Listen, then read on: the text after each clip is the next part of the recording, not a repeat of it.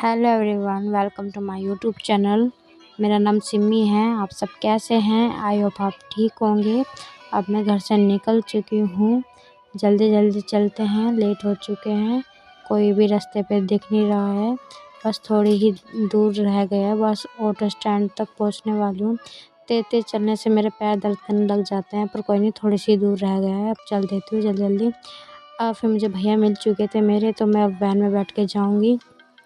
चलिए मैं आपको अपने भैया से मिलाती हूँ। ये देखिए, इनका नाम करण है। ये मुझे कभी कभी रास्ते में मिल जाते हैं तो मुझे ड्रॉप कर देते हैं जहाँ मैं जाती हूँ। अब मैं वैन से उतर चुकी हूँ। अब थोड़ी दूर पैदल चलूँगी। अब रास्ते में मैंने देखा कि बहुत सुंदर सुंदर फूल लगे हुए हैं। इन सुंदर फूलों को देखते हुए अब आगे चलते हैं। मैंने इनकी कुछ पिक्चर क्लिक करी, काफ़ी सुंदर लग रहे थे मुझे। रास्ते में भी पड़े हुए थे, पर उसकी वीडियो मैं बना नहीं पाई।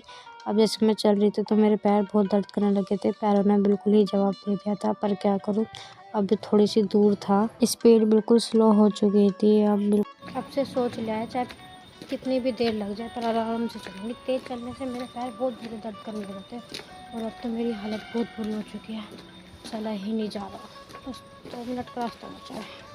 फाइनली मैं अपनी मंजिल तक पहुंच ही गई। मुझे 2 मिनट का रास्ता ऐसा लग रहा था जैसे कि 20 मिनट का रास्ता हो। और जब मैं बैठी तो ऐसा लगा कि मेरे पैर पे स्वेलिंग तो नहीं आ गई, बहुत दर्द हो रहा था। अब कोई नहीं, सारा काम करने के बाद अब ऑफिस पे चलते हैं।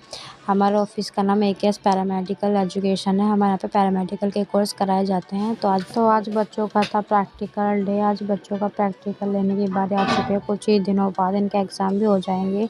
तो सभी बच्चे अपने प्रैक्टिकल देने आए थे। कुछ DMLT के थे, कुछ DPT के थे। OT, CMS and ED, DNYS ये ज़्यादा पॉपुलर कोर्स हैं जो ज़्यादातर बच्चे करते हैं। अगर आपको किसी को हमारे यहाँ से पैरामेडिकल का कोर्स करना है तो कमेंट बॉक्स में यस लिखे ना भूलें। सभी बच्चे बहुत अच्छी तरीके से पढ़ के आए थे, क्योंकि आज उनका प्रैक्टिकल का दिन था।